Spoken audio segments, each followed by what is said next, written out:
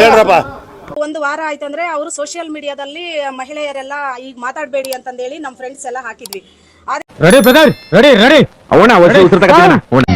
ಸ್ವಲ್ಪ ನೋಡ್ಕೊಂಡು ಕೈ ಹಾಕಪ್ಪ, ದೊಡ್ಡ ಜಾಗ. ಚಲೋ ಬೈ, ಸೋಷಿಯಲ್ ಮೀಡಿಯಾದಲ್ಲಿ ಅವರು ಫ್ಯಾನ್ಸ್ ಇದಾರಲ್ಲ, ಅವರು ಹೋಗೇ ಬಾರೆ ನಿನ್ಗೆ ಮುಸ್ರೆ ತಿಕ್ಕೊಂಡು ಮನೆಗೆ ಬಿದ್ದಿರೋದ್ ಬಿಟ್ಟು ಯಾಕೆ ಬಂದಿದ್ಯಾ ಇಲ್ಲಿ ಅಂತಂದೇಳಿ ಅವ್ರು ಅದನ್ನ ಕೇಳಕ್ ನೀನ್ ಯಾರು? ಅದನ್ನ ಆನ್ಸರ್ ಮಾಡಿದ್ದಾರೆ. ಅಂದ್ರೆ ಅವ್ರ ಫ್ಯಾನ್ಸ್ ಇದೇ ತರ ಇದಾರ, ಅವ್ರ ತರನೇ ಎಲ್ಲ ಲೀಡರ್ ಇರ್ಬೇಕು. ಕೆಟ್ಟದಾಗ ಮಾತಾಡ್ಲಿಕ್ಕೆ ಅದಕ್ಕೆ ನಮಗೆ ಬೇಜಾರಾಯ್ತು. ಇಲ್ಲ ಅಂದ್ರೆ ಅಲ್ಲಿಗೆ ಹೋಗಿದ್ರೆ ಸುಮ್ಮನೆ ಆಗ್ತಾ ಇದ್ವಿ. ಅವ್ರ ಫ್ಯಾನ್ಸ್ ದುಡ್ಡೇನ್ ಸ್ವಾಮಿ ತಲೆ ಹಿಡ್ಕೊಂಡು ಸಂಪಾದನೆ ಮಾಡ್ತಾರೆ, ಜನರನ್ನ ಜಾಗೃತರನ್ನಾಗಿ ಮಾಡೋದು ಅದೇ ನಮ್ಮ ಉದ್ದೇಶ. ಇದಾರಲ್ಲ, ಈ ಮೀಡಿಯಾ ಮುಂದೆ ಹೇಳ್ಬಾರ್ದು ಅಂತ ಕೆಟ್ಟ ಮಾತೆಲ್ಲ ಅದು ಅವರು ಕೊಟ್ಟಿದ್ದಾರೆ. ಇಲ್ಲಿಗೆ ಮಧ್ಯೆ ಒಂದು ಫಿಲ್ಟರ್ ಇರುತ್ತೆ, ಅದಿಲ್ದೆ ಹಾಗೆ ಉಟ್ಕೊಂಡ್ಬಿಟ್ಟೆ.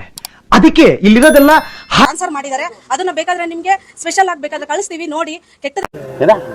ಸ್ಪೆಷಲ್ ಆಗ್ಬೇಕಾದ್ರೆ ಕಳಿಸ್ತೀವಿ ನೋಡಿ. ಈ ವಯಸ್ಸಿಗೆ ಎಂಥ ವಾಗ್ಧೋರಣೆ ಹಾಕಿದ್ದಾರೆ ಹೆಣ್ಮಕ್ಳಿಗೆಲ್ಲ.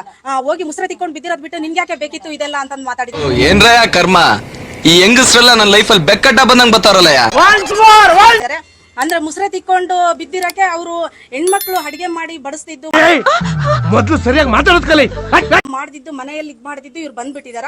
ಅಂದ್ರೆ ಇವ್ರು ಹೆಣ್ಣು ಅಂದ್ರೆ ತಾಯಿ, ಹೆಣ್ಣು ಅಂದ್ರೆ ದೇವತೆ ಅಂತವ್ರು ನೋಡಿದ್ರೆ ತಲೆನೂ ಬಗ್ಗಿಸ್ತೀನಿ, ಪೂಜೆನೂ ಮಾಡ್ತೀನಿ, ಕೈಯೂ ಮುಗಿತೀನಿ.